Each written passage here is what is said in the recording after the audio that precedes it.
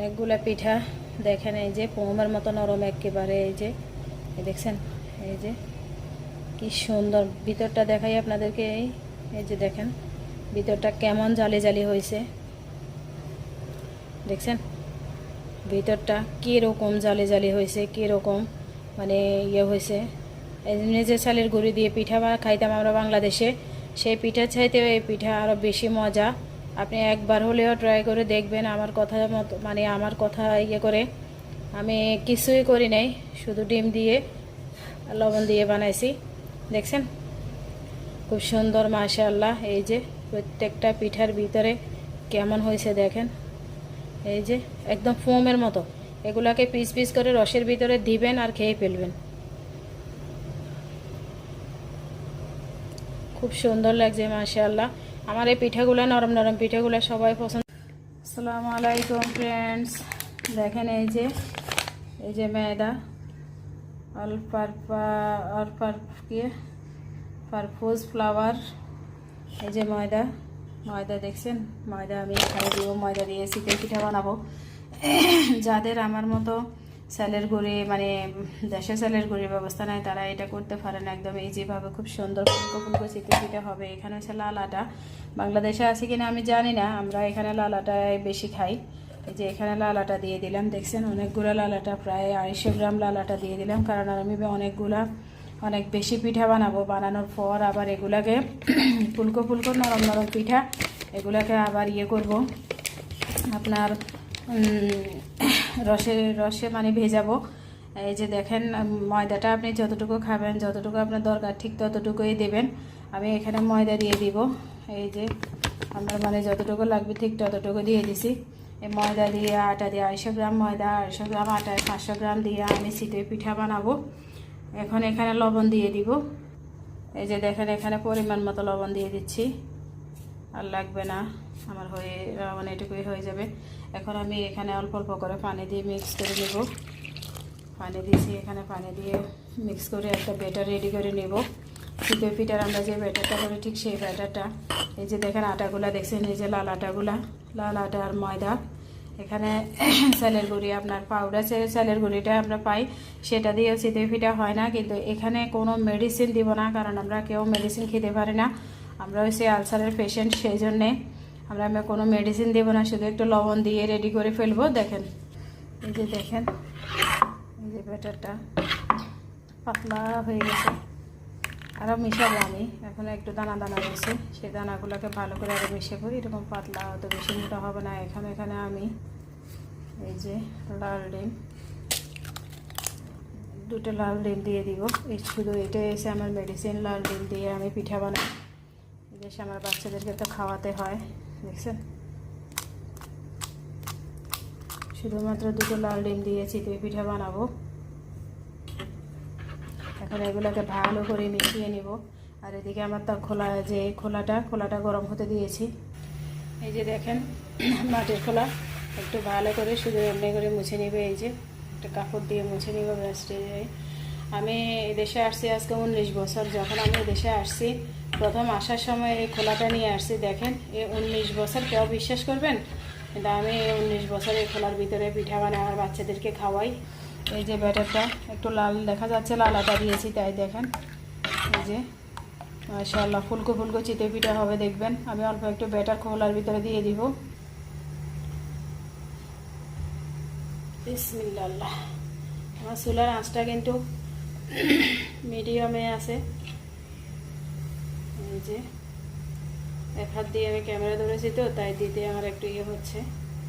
ব্যাটারটা ইচ্ছে মোটা করবো না, তাহলে যে মানে ভিতরে যে ইয়েগুলা, এই যে মানে ফুলকিগুলা হবে না, দেখছেন।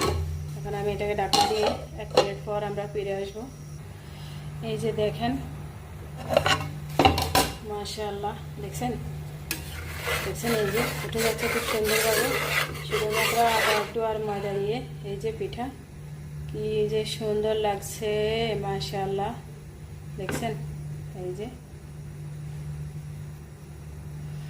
এখন আমি এই যে অপরের পিঠটা আপনাকে দেখা দিচ্ছি। অপরের পিঠটা এই যে দেখেন এখনো গরম, সুন্দর হয়ে গেছে, একদম নরম তুলতুলে, একদম নরম নরম। এভাবে আমি আরও অনেকগুলো পিঠা বানাবো। আমার বেটার যেহেতু অনেক বেশি, আমি বেটার সবগুলো পিঠা বানাবো। বানানোর পর কেটে আপনাদেরকে দেখাবো, আমাদের সাথে থাকুন। এই পাত্রটার ভিতরে, সিলভারের পাত্রটার ভিতরে আমি পিঠাটা দিব। দেখেন এই যে এখানে প্রায় 10টার মতো আমি এলাচি দানাকে থেতো করে দিয়েছি। তারপরে যে এখানে লবণ দিয়েছি, কুচি করে কয়েকটা তেজপাতা দিয়েছি। এখন আমি এখানে বড় এক পিস গুড় দিব, কারণ এর চেয়ে বেশি লাগবে না। অতটা মিষ্টি আমাদের কেউ খায় না, মিষ্টি একটু কম হলে ভালো। অতিরিক্ত মিষ্টি হলে মুখ মেরে আসে। আর আপনারা এখানে যদি দুধ খান তাহলে কেউ দুধ ইউজ করতে পারেন। আমরা পিঠার সাথে দুধ খাই না, কারণ আমাদের আলসারের সমস্যা আছে, সেই জন্যে আমি এখানে দুধটা ইউজ করব না, কিন্তু নারিকেলটা দিব। এই যে দেখেন, এই যে লুলু মার্কেটের নারিকেল। এই একটা নারিকেলে 680 পয়সা।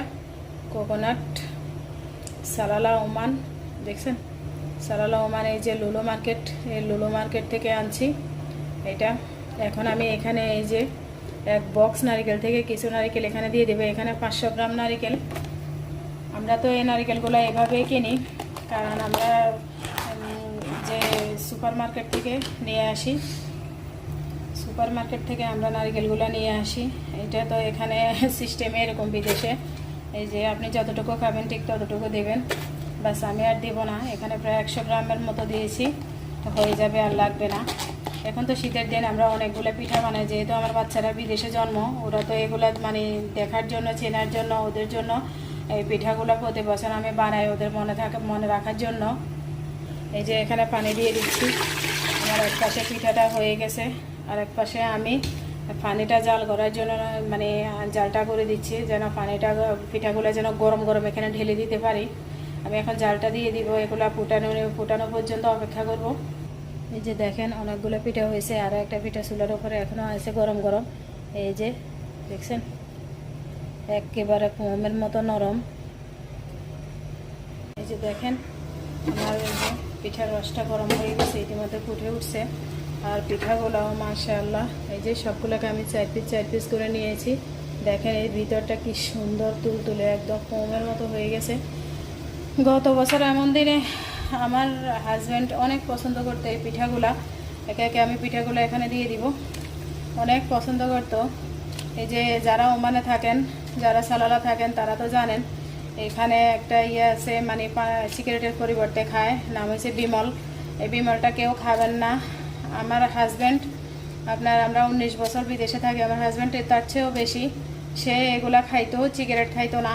এগুলা খেয়ে এখন 2 লক্ষ টাকার মতো অলরেডি চলে গেছে। ওর ক্যান্সার হয়ে গেছে মুখে, পুরা মুখটা এখন মানে এক সাইড, ডাইন সাইডটা পুরা ফেলে দিতে হবে। তার কেসি সহ, মানে দাঁতের মাড়ি সহ পুরাটা মানে ক্যান্সার হয়ে গেছে। এখন ঢাকা বাংলাদেশে পাঠিয়ে দিয়েছি। ঢাকা আপনার ক্যান্সার হসপিটালে অ্যাডমিট আছে। ওখানে 8 লক্ষ টাকা চুক্তিতে, এই আপনার 8 লক্ষ টাকা চুক্তিতে 15 দিনের প্যাকেজে ওকে মানে সার্জারিটা করবে। সবাই ওর জন্য দোয়া করবেন। আর আমার একটা মেসেজ থাকবে, কেউ আমার এই ভিডিওটা দেখলে দয়া করে এটা খাবেন না। আমি চাই সবাই ভালো থাকুক, সবাই বেঁচে থাকুক, এটা সবাই যেমন চায় আমিও চাই। এখন আমরা তো মানে যখন এগুলো হওয়ার আগে ওদেরকে ডাক দিলে ওরা শুনে না, সবাই খায়, কিন্তু হয়ে গেলে তখন আর বাঁচার জন্য যে এরকম একটা চটপট মানে করে, সেটা আমরা এখন দেখতেছি আমার হাজব্যান্ডের বেলায়। আমরা 19 বছরে যেটুকু আমরা করেছি, মানে সঞ্চয়টুকু, সব সঞ্চয় আমাদের শেষ হয়ে যাচ্ছে। ধীরে ধীরে আমরা মানে ফতুর হয়ে যাচ্ছি, জানি না আমাদের ভাগ্যে গিয়েছে। আমি অনেক কষ্ট নিয়ে বলছি, আপনারা এগুলা যদি খান কেউ, আজকের পর থেকে আর খাবেন না। সবাই ভিডিওটা শেয়ার করে দিবেন, সবাই ভালো থাকবেন। আর এই পিঠাটা যখন মানে একটু ভেজানোর পর খাবো, তখন